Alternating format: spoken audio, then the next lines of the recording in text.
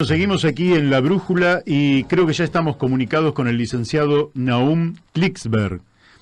Buenas tardes, Nahum, ¿está usted en línea? Estoy en línea. Muy buenas tardes a todos los oyentes. Bueno, muy amable por su atención. Con Nahum el día viernes estuvimos participando en una suerte de mesa redonda organizada por Sergio Arcuri, y a mí me impactó fuertemente la intervención de Nahum, por eso le pedí si podíamos salir por la radio, y me impactó también como comenzó usted diciendo el impacto de las nuevas tecnologías en la vida de los pueblos, y cómo de esto devendría la posibilidad de una renta universal, básica, incondicionada. ¿Podría relatar para la audiencia, para los oyentes de este programa, cuáles son esas tecnologías que usted considera que irrumpen modificando la estructura del trabajo tradicional? Bueno, este es un tema del cual se está hablando mucho en el mundo, en Europa, en Estados Unidos, en Asia. En Latinoamérica se habla un poco y en Argentina prácticamente nada, pese a la importancia que tiene este tema. Hace pocos años la Universidad de Oxford y el Banco Mundial alertaron a todo el mundo que por los avances de las nuevas tecnologías, sobre todo la robótica, la inteligencia artificial y la automatización aplicadas al trabajo, entonces hasta el año 2030 se va a producir en el mundo un desempleo muy grande, porque estas nuevas tecnologías están sustituyendo el trabajo humano en muchísimas tareas. Ellos dicen que según el país la desocupación puede ser del 50 al 80%, estamos hablando de cifras impresionantes, y estudian país por país. Dicen, por ejemplo, en Estados Unidos puede desplazarse al 47% de los trabajadores, en China el 77%, y para Argentina el dato que dan el 65%. Esta gran masa de desocupados en el mundo, como nunca se ha visto, creará una gran pobreza. La gente tendrá realmente, pasará hambre, miseria, y creará un caos social, porque incluso no habrá consumidores, porque estamos hablando de tanta gente desplazada que al perder su capacidad de consumo, también eso no beneficiaría a los empresarios, porque achicarán sus empresas, cerrarán las empresas de muchos de ellos ante la falta de demanda. Y sí que perjudica a todos, a ricos y a pobres, a empresarios y a asalariados. Ante esa situación, surgió solamente una propuesta en el mundo para evitar un caos de ese tipo, que es la propuesta que se llama de la renta básica universal incondicionada. Cualquiera que lo pone así en internet, entonces se encuentra con muchísima información que ya hay en el mundo sobre este tema. Y yo dirijo CIRFUDI, Centro Internacional de Información sobre la Renta Básica Universal Incondicionada, que funciona en el sitio para quienes quieran tener información a través de mi página www.propuestaparaterminarconlapobreza.com, donde ahí pongo información de todo el mundo, videos, textos, artículos, con los apoyos que va teniendo esta propuesta en el mundo. Tiene apoyo de la izquierda, de la derecha, de personas empresarios, de personas asalariados, porque es la única propuesta para evitar el caos del cual hemos hablado, ¿no? Del cual se está pronosticando. Así es. Y bueno, nosotros lo vemos en la Argentina, las cámaras en las calles, sustituyendo o haciendo trabajo de policías, colaborando con la policía, en los peajes que se ponen los sistemas automatizados. Hoy en día cuando uno llama por teléfono es raro que a un lugar, es raro que atienda una telefonista, como hasta hace poco atiende una inteligencia artificial que dice con quién quiere comunicarse, apriete 2, apriete 3, etcétera. Bueno, todo esto es el mundo nuevo de las nuevas tecnologías al cual me referí recién. Cuando uno entra en el sitio que antes mencioné, el que coordino, puede ver videos de robots haciendo cosas pero impresionantes que ya están haciendo en el mundo. Y una buena noticia es que las nuevas tecnologías permiten una capacidad productiva como nunca soñó el ser humano y a costos muchísimo menores. Ya hay empresas robotizadas, fábricas de hacer casas robotizadas que en un solo día hacen una casa de excelente calidad de 140 metros y después solo requiere 3 días el armar la casa. Quiere decir que en 4 días uno puede instalar una casa de 140 metros de muy buena calidad y a menor costo que antes. Hay robots que colocan ladrillos para hacer paredes, 1000 ladrillos por hora. Estamos hablando de productividades enormes. Ahora este año apareció la red de Internet 5G, que es nada más ni nada menos que 100 veces más rápida que la red de 4G que ahora utilizamos. Acaba de aparecer un material que tiene 200 veces la dureza del acero, es delgado como un cabello y es súper liviano. Ya se está pensando en hacer automóviles irrompibles con este material, ya se están haciendo chalecos antibalas y muchísimos productos van a tener ahora, van a estar hechos con este material. Y así podríamos ir diciendo avances en todos los campos, la biotecnología, la nanotecnología, pero grandes avances, ¿no? En proporciones inmensas. La computadora cuántica acaba de salir este año, la presentó IBM, que tiene un potencial, pero muy superior a las más poderosas computadoras que conocemos. Es una tecnología nueva en computación, no es la computadora que conocemos mejorada, es otra forma totalmente distinta de funcionar, no es a base de bits, sino de otras formas. Entonces, bueno, ante todo esto, la pregunta que cabe es cómo repercutiría esto en la Argentina, porque la mayoría de los partidos políticos dice, bueno, hay que dar trabajo, y esa es la clave. Bueno, pero no hablan de que en este mundo que se está procesando en este momento que estamos viviendo, ya nadie promete trabajo. Se está pensando cómo hacer para poder que la gente pueda vivir sin trabajar, porque no va a haber trabajo. Es un mundo en el cual muy pocas personas van a tener puestos de trabajo, porque la mayoría de las personas no se van a precisar que trabajen. Incluso los nuevos trabajos que van a surgir, como en toda revolución industrial, ahora a este proceso se lo llama que estamos en el proceso de la cuarta revolución industrial, van a surgir nuevos trabajos, por ejemplo, arreglar a los robots, pero los nuevos trabajos ya se sabe que van a ser también hechos por las nuevas tecnologías. Robots van a estar arreglando robots, va a ser mucho más económico y más rápido programarlo que formar un ingeniero después de 5 años para que sepa arreglar robots.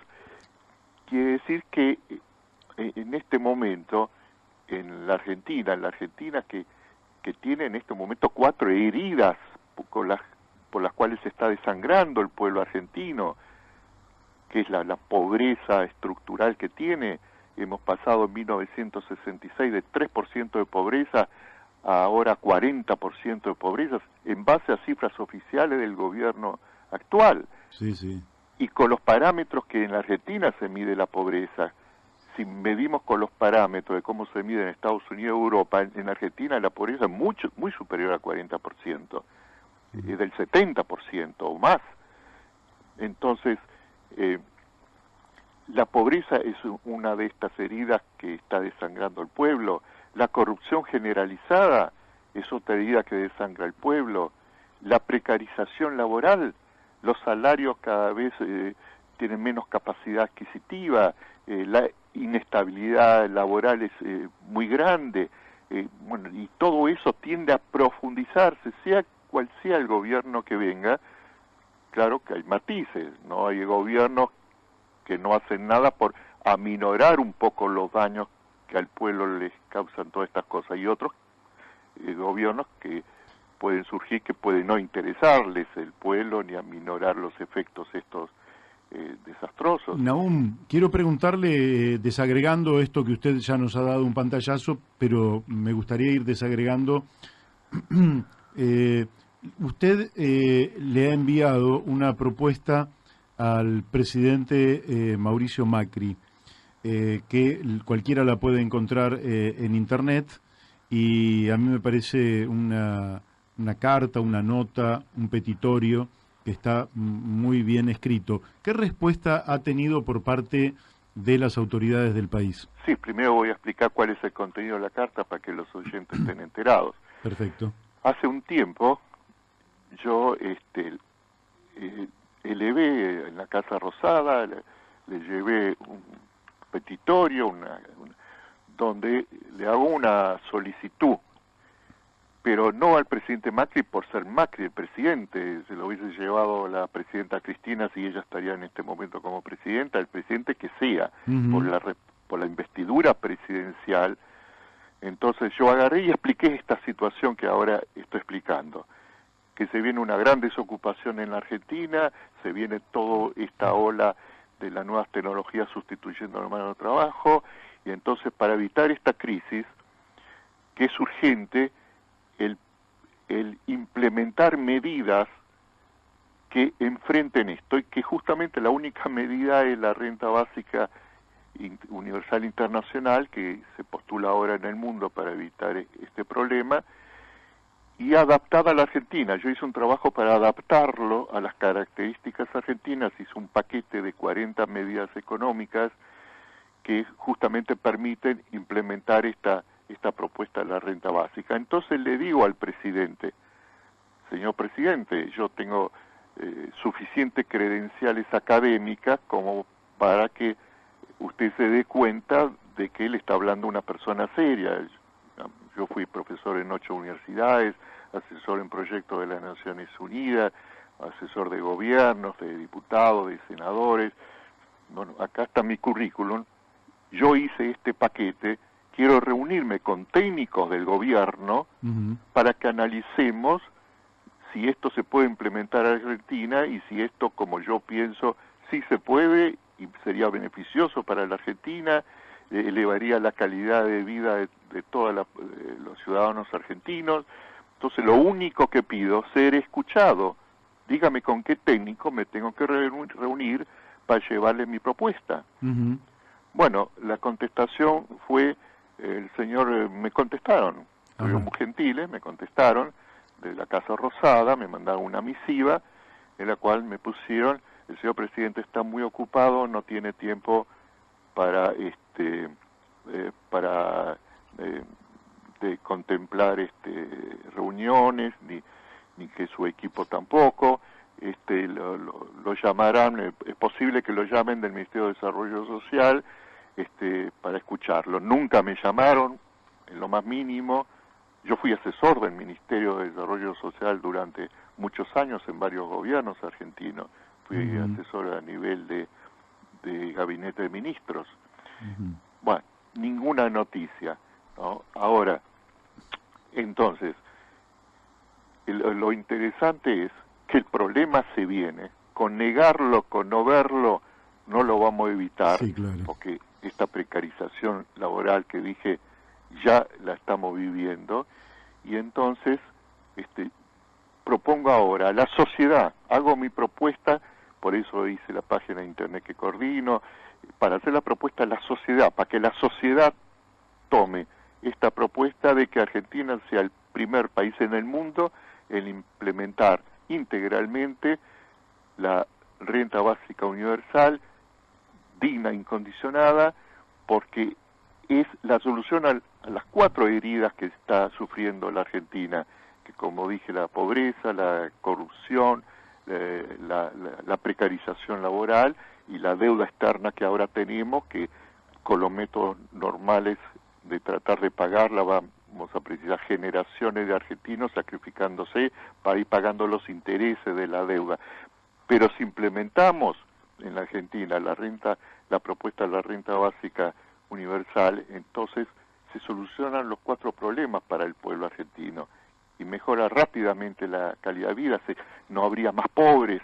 Bueno, todo esto parece... ¿Y a qué atribuyen aún el hecho de que, para no politizar, digamos, o partidizar esto, de que la dirigencia política en general no esté viendo algo que usted como académico y asesor que ha sido y profesor universitario ya lo está viendo, pero que parece ciega frente a una realidad que se avecina, que es como si se viniera un conjunto de nubes que traen lluvia y que nadie quiere abrir un paraguas? Sí. Parece una cosa de necios, ¿verdad? Sí. ¿A qué lo atribuye esto? Usted que también es psicólogo, se lo vamos a decir a nuestros oyentes, psicólogo, sociólogo. Excelente pregunta. Uno podría pensar, bueno, que tal vez se podría atribuir a que piensan que no, que el tema no es grave, que el problema no existe. Podrían pensarse que pensarían así, pero no se puede pensar que piensan así, porque yo asesoro a diputados, a empresarios en el tema, a dirigentes políticos, y todos saben que se viene este problema y la gravedad del tema.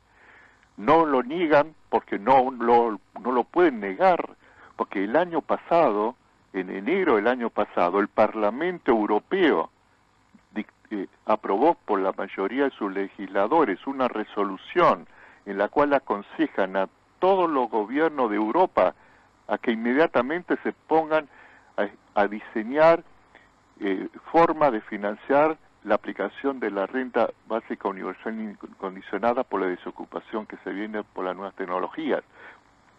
Y el año pasado, en septiembre, inaugurando las sesiones de las Naciones Unidas, nada más ni nada menos que el secretario general de las Naciones Unidas, el doctor Guterres, él dijo exactamente lo mismo, que da un aviso a todos los países de que estudien cómo implementar la renta básica incondicional, porque se viene una transformación total del mercado laboral y una desocupación muy grande, y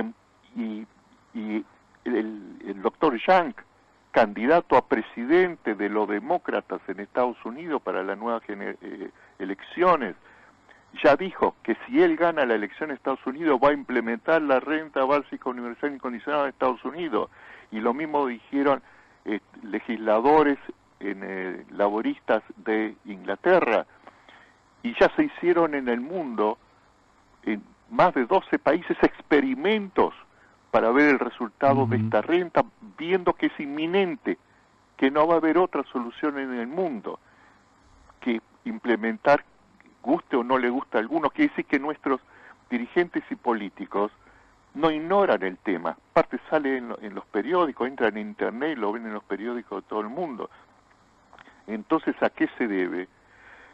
Se debe a que hay muchos políticos, dirigentes, funcionarios, que piensan, y bueno, esperaremos a que las papas quemen. Cuando se noten los fuertes efectos de esto en la Argentina, y bueno, después veremos cómo lo enfrentamos. Que si no hay un pensamiento de adelantarse al problema para crear las estructuras que lo puedan prevenir para que se solucione de la mejor forma posible.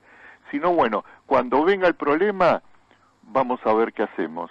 Igual que cuando venga el problema, dentro de unos años, a lo mejor ni siquiera tales personas ya no están en el gobierno, y bueno, no le interesa entonces lo que pueda pasar con el pueblo. Es decir, falta un poco más también de solidaridad con el pueblo, con la gente pobre, que son las que siempre padecen los problemas. Al fin y al cabo, la clase alta no se ve afectada, sea cuáles sean los problemas, de la forma en que la clase pobre y el pueblo en general. Entonces, bueno, usted sabe, la psicología del funcionario, yo fui incluso psicólogo de funcionarios en otros países, cuando viví en otros países,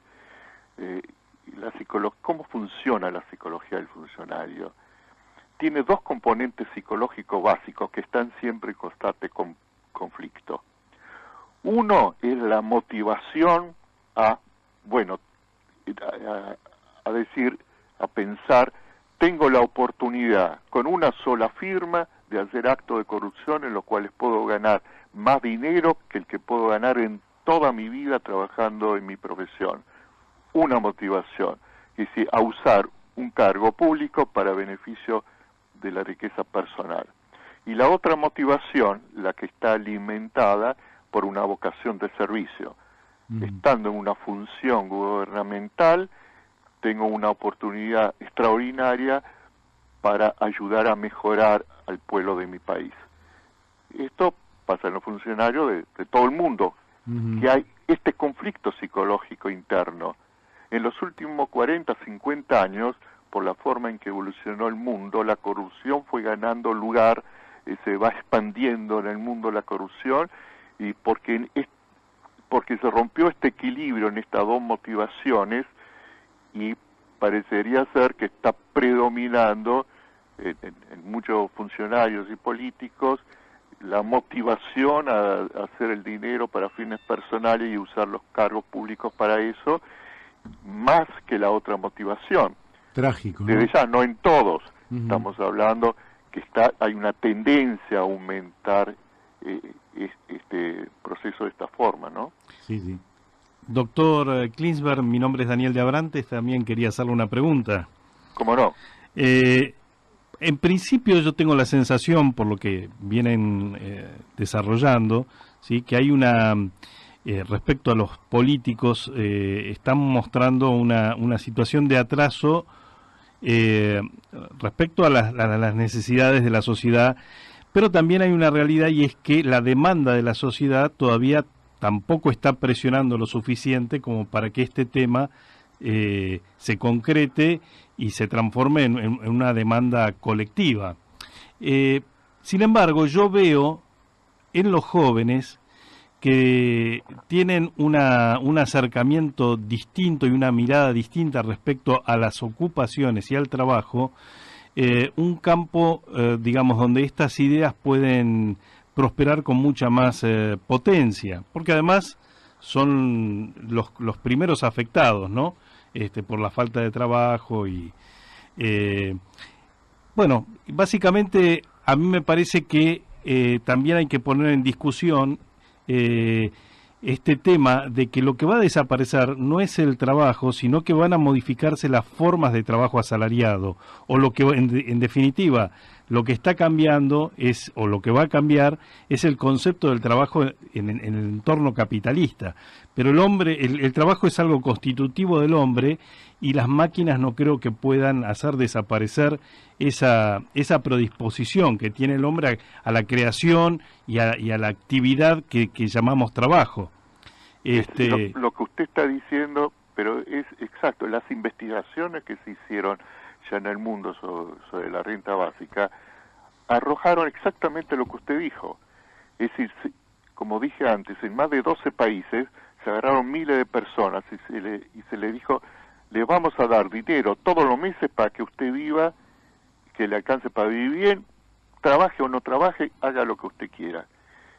Y las personas se dedicaron a trabajos, pero no siempre a trabajos rentados. Claro. Algunos se dedicaron a trabajos rentados para sumar otra entrada económica a la entrada de la renta que le daba el gobierno, y otros decían, no, me voy a dedicar a las cosas artísticas, me voy a dedicar a cosas solidarias, me voy a dedicar al cuidado de personas, que son trabajos no rentados, pero son de gran valía para la sociedad y para el desarrollo personal de cada individuo.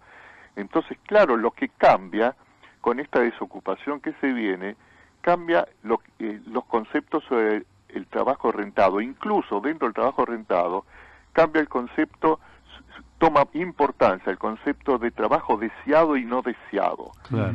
En la actualidad, en la sociedad, el 70% de las personas, según muchas estadísticas, realizan trabajos no deseados, pero son trabajos por los cuales precisa ese salario, y entonces no tiene otra que estar en ese trabajo. Pero con la renta básica, entonces las personas tienen la posibilidad de elegir realizar, en la medida en que haya y lo consigan, trabajos rentados, deseados, en los cuales se realizan profesionalmente, su vocación, etcétera.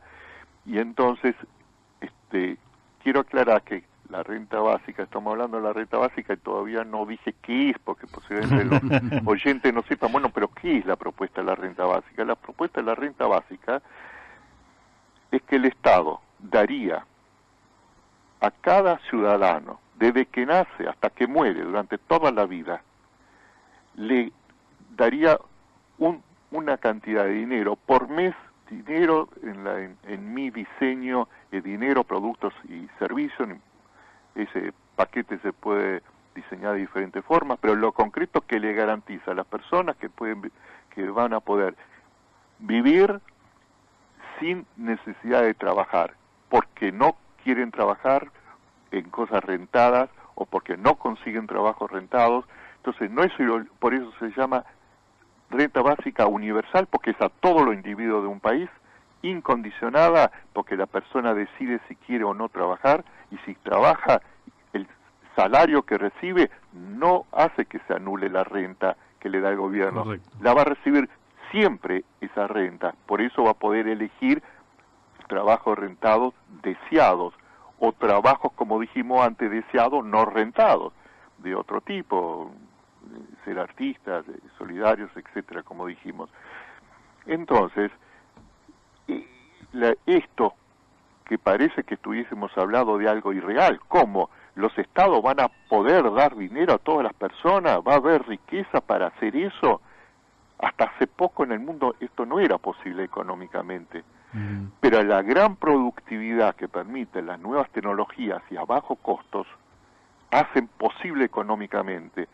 Por eso, como dije, en las Naciones Unidas, el Parlamento Europeo, asesorado por sus destacados economistas, agarran y postulan, sí, ahora se puede y hay que hacerlo porque eso va a hacer que la gente tenga capacidad de consumo. Al darles el Estado dinero van a tener capacidad de consumo.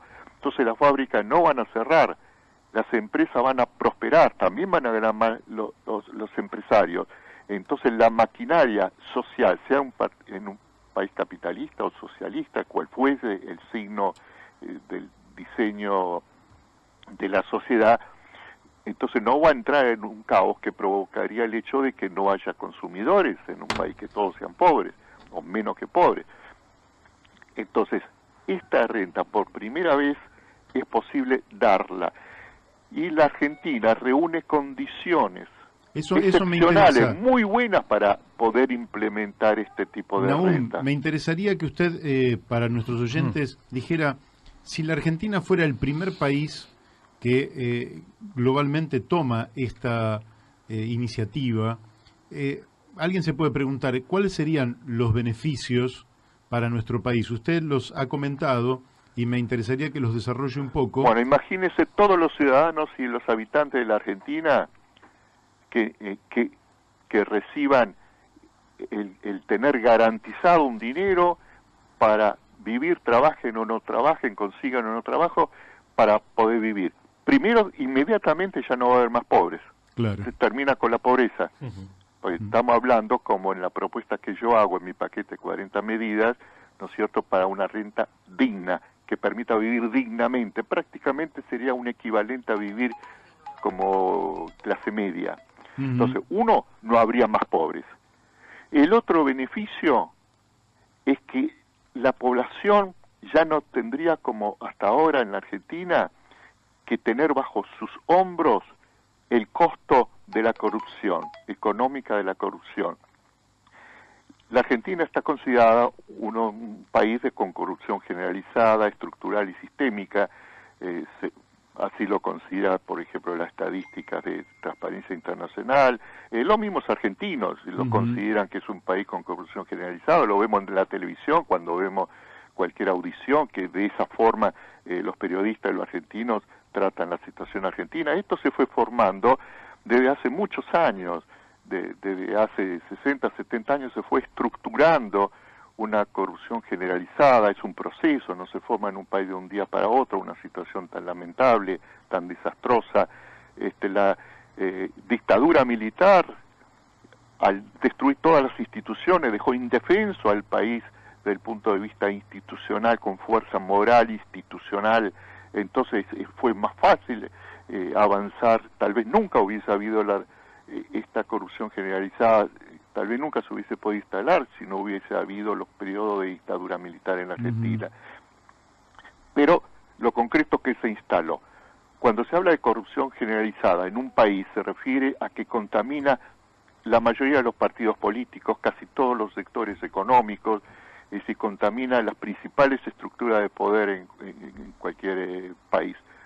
Contamina los poderes legislativos, todos los tres poderes del Estado, etcétera. No quiere decir que en todos estos grupos la gente sea corrupta, sino que está contaminado, que hay suficiente actos corruptos como para influenciar de una forma fuertísima en la normal marcha económica de un país, hasta el punto de destrozar sus posibilidades de desarrollo económico, hasta ese punto, cuando hay corrupción generalizada.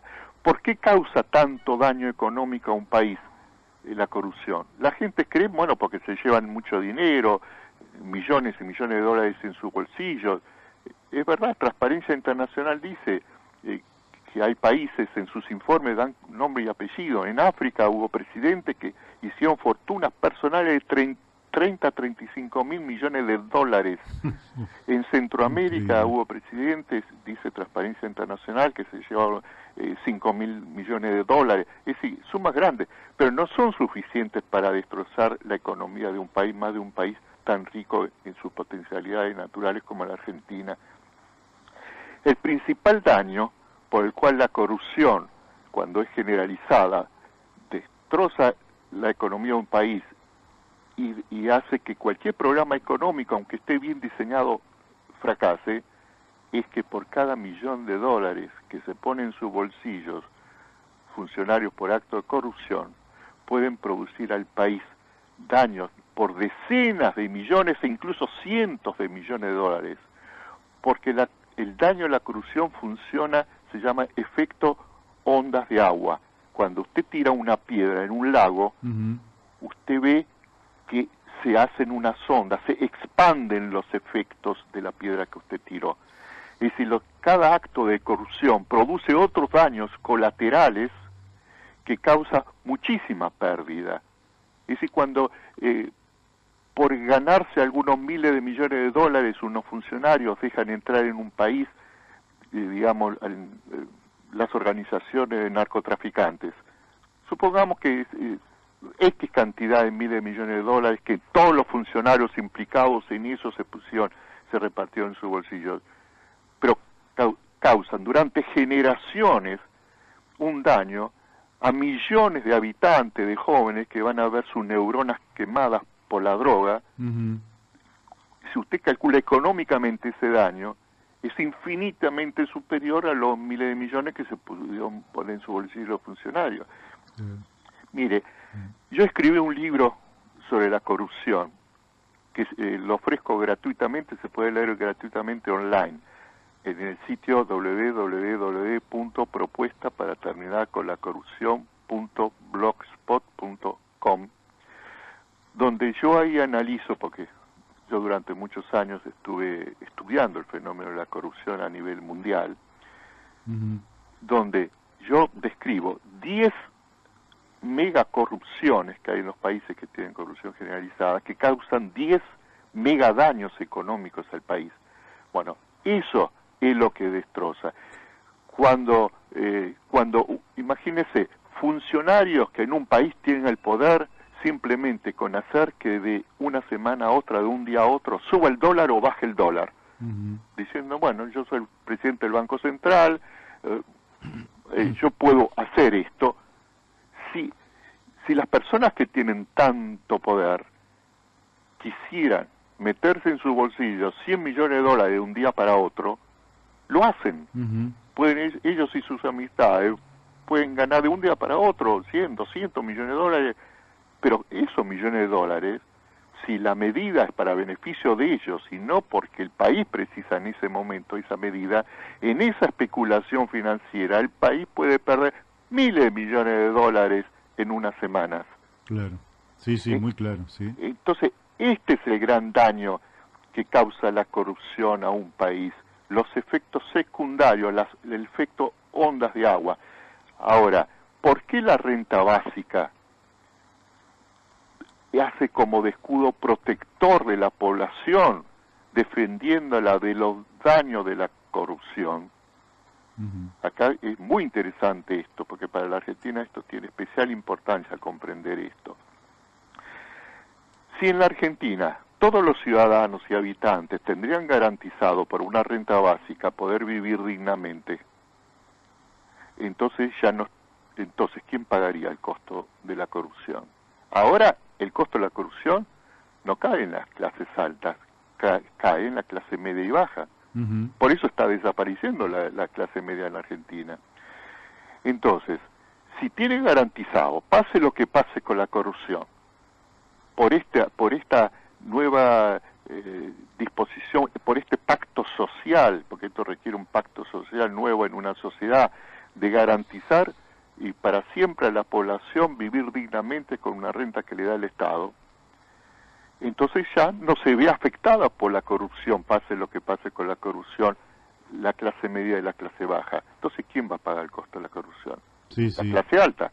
Va a haber que poner impuestos especiales a la clase alta para que pague los costos de la corrupción.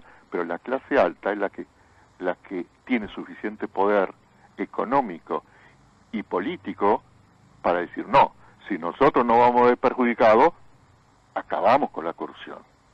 Sí, tienen una motivación. Y termina porque tiene el poder político. Si cuando quiere terminar con la corrupción la clase alta, puede terminar. Incluso hay un sistema, porque hasta ahora se han intentado en el mundo dos formas de luchar contra la corrupción, que cuando en un país está generalizada, las dos formas han demostrado que fracasan. Uno, el poner controles. Las Naciones Unidas aconseja pongan oficinas anticorrupción, pongan tales controles, tales. Muy bien. En un país donde hay una corrupción generalizada, los controles no funcionan, porque son cooptados por el poder corrupto, o son neutralizados, no tienen posibilidad realmente de una libre acción y de desempeñar sus funciones de una forma correcta. Entonces los controles fracasan. La otra forma es una forma que surge más intuitivamente en los pueblos, que dice, bueno, como hay mucha corrupción en nuestro país, votemos a honrados. Y eso también ha fracasado en el mundo. ¿Por qué? Primero porque nadie sabe quién es honrado y quién no. El que no es honrado no dice, yo soy un candidato, que no voy a ser honrado. Claro. Bueno, primero no se sabe. Pero lo segundo es que las personas honradas que suben a funciones públicas, suben y pasan a tener un gran poder, entonces entran en crisis psicológica por las dos motivaciones que antes dije psicológicas, que crean, yo como psicólogo, yo soy psicólogo y sociólogo, estudié muy bien este tema, crean un conflicto intrapsíquico entre la motivación para ganar dinero rápidamente, para fines personales, y la motivación para hacer un bien social. Y cuando la corrupción es generalizada, entonces aumenta el porcentaje de funcionarios que lamentablemente caen justamente, prevalece la motivación psicológica a hacer dinero fácil y de forma impune, y entonces, pero a lo mejor subieron siendo honradas antes de tener el poder. Esto se llama el proceso de metamorfosis psicológica que convierte a honrados en corruptos. Entonces, en muchísimos países vemos cómo tales personas, antes de subir al gobierno, eran personas intachables, honradas, de una actividad social de liderazgo impecable, y después de unos años el gobierno, ahora todo el mundo sabe que se convirtió en corruptos, que son corruptos, ¿no? Bueno, esta es la explicación psicológica que lleva justamente para explicar este tipo de proceso. Ahora, bueno, Me gustaría hacerle un par de preguntas, perdone que lo interrumpa. Adelante. Usted el otro día dijo que esto sería contrafáctico, pero si por ejemplo tomáramos 1966 y la Argentina hubiera tenido un desarrollo institucional y económico normal, el ingreso sería 8 veces mayor en la Argentina. Sí, porque si nosotros tenemos en cuenta algunas variables y las entrecruzamos, que son países que en el año 1966 tenían igual o menor potencial de riqueza en su territorio para explotar. Uh-huh. ¿Y cómo se desarrollaron esos países? ¿Y cómo se desarrolló en la Argentina, que sufrió el proceso de acumulación paulatina de la corrupción? Y vemos cómo se desarrollaron. Y tomamos de estos países los que se colocaron dentro de los 24 países más ricos del mundo en la actualidad. Uh-huh. De ahí encontramos, de esos 24, 21, todos sumados, de los 24 países más ricos que tienen mejor per cápita en el mundo, hay 21 que sumados no llega a superar la cantidad de tierra que tiene la Argentina en los kilómetros cuadrados que tienen. Y son 550 millones de habitantes esos 21 países. La Argentina no llega a 45 millones de habitantes. La densidad de Argentina es de 16 habitantes por kilómetro cuadrado. Uh-huh. Países desarrollados tienen 200, 300, 400 habitantes por kilómetro cuadrado. Quiere decir que nosotros estábamos en 1966 en comparación con esos países en óptimas condiciones. Si nos hubiésemos desarrollado sin la variable corrupción, entonces nos hubiésemos desarrollado como ellos. Entonces, ¿sabe cuál sería hoy el salario del argentino? El salario sería 8 veces mayor que el actual. Impactante. Y si una persona que ahora gana 30.000 pesos estaría ganando 240.000 pesos. Tremendo. El dato es entonces, conmovedor. Ahora, uno podría decir, bueno, tal vez no fue la variable corrupción, tal vez fue otra variable la que causó este fracaso, gobierno tras gobierno. Bueno, no hay ninguna hipótesis, ninguna respuesta que no sea justamente la variable corrupción. ¿Por qué? Se puede decir, bueno, en ese periodo, en este país, ¿hubo guerras que destrozaron a la Argentina? No hubo guerras. Uh-huh. ¿Hubo grandes cataclismos de la naturaleza, terremotos toda la semana? No, para nada. Es un país de los privilegiados en ese sentido, de los que menos sufren problemas con la naturaleza de ese tipo de desastres. ¿Hubo un solo gobierno que gobernó tan mal todo el tiempo, un solo partido político? No, se turnaron diferentes partidos políticos.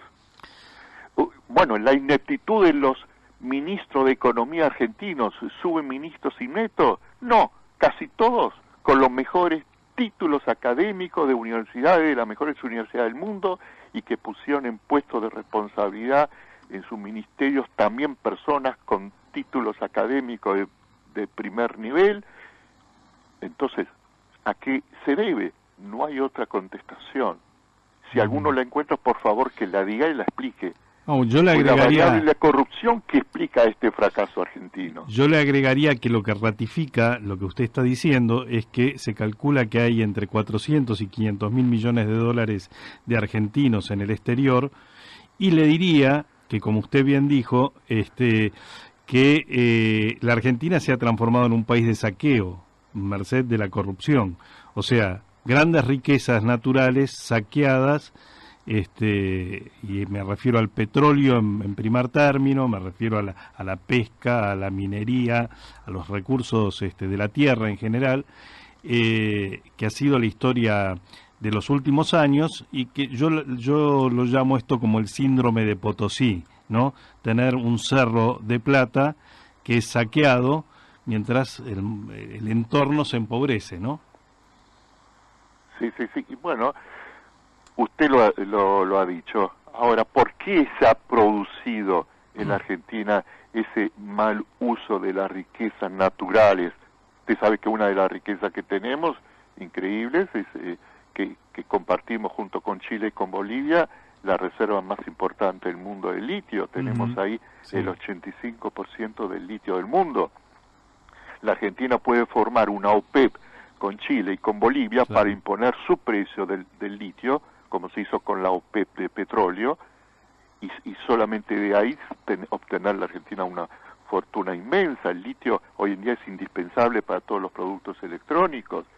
Lo dicen que es el oro blanco, el petróleo blanco, es una riqueza increíble. Y bueno, nuestros mares, la extensión de nuestros mares, que tiene una riqueza enorme todavía ni explotada. Tenemos constantemente 300, 400 barcos de todo el mundo que están pescando en las aguas argentinas, y solamente tenemos 2 helicópteros que están controlando esa extensión enorme. Bueno, el petróleo, nosotros tenemos energía eólica y todo tipo de potencial energético. Vaca Muerta está calculada que tiene un valor enorme, millones de dólares, y el recientemente, por desgracia, fallecido Piñanelli, hace pocos días dijo en la televisión que hay 3 vacas muertas en Argentina, una es la que se está explotando y hay otras 2 vacas muertas todavía no explotadas. Es decir, la riqueza es enorme de la Argentina. ¿Y por qué en otros países con menos riqueza llegaron a esos puestos, a estar entre los 24 países más ricos, como antes mencioné, y la Argentina fue decayendo la calidad de vida del argentino? Es solamente eso. Aquellos países no tuvieron el nivel de corrupción que se fue desarrollando en la Argentina. Miren, en el mundo, si usted agarra 2 tablas, tabla de corrupción en el mundo y tabla de desarrollo económico y calidad de vida en los países, inmediatamente usted ve que hay una relación directa. Los países que más se desarrollaron económicamente y que mejor calidad de vida tienen sus ciudadanos son los países que tienen menos índice de corrupción. Los que tienen más índice, peor desarrollo y peor calidad de vida. Es claro, todo tipo de investigación lleva a lo mismo. Ahora, entonces, ¿qué se puede hacer para que los argentinos se defiendan del costo económico de la corrupción? Que no hay forma de cómo se va a parar esto. Porque la corrupción, una de las características que tiene cuando se instala en un país una corrupción generalizada, es que cada gobierno que suba, no importa el color político, si es más de izquierda o más de derecha, tiende a ser más corrupto que el gobierno anterior que hubo. ¿Por qué? Porque el gobierno anterior le dejó la debilidad institucional permeable a la corrupción y redes de corrupción, de inmunidad, de impunidad ya armadas. Eso se enfrenta al nuevo gobierno, sea cual sea el que suba, y entonces continúa reforzando las líneas de corrupción. Tiene muy poca capacidad institucional para luchar contra la corrupción. Hemos visto en muchos países que se dan aparentes luchas exitosas contra la corrupción en países con corrupción avanzada. Pero no hay que equivocarse. Muchas veces, generalmente, no son reales luchas contra la corrupción, sino que son batallas entre sectores corruptos por espacios de negociados, que es otra cosa. Es decir, después del Manu Pulite de Italia, subió Berlusconi en Italia, que no es considerado una persona impecable en su actitud con relación a la corrupción. En Brasil también, dicen que lucharon contra la corrupción de Lula, esto, aquello, y cómo siguió la corrupción en Brasil. Bueno, vamos a ver si continúa eso mejor o peor, ¿no? Es decir, es muy difícil cuando una vez que se instala una corrupción generalizada, desde el punto de vista estrictamente técnico-científico, no se la puede erradicar. Qué bárbaro. No se puede luchar contra ella.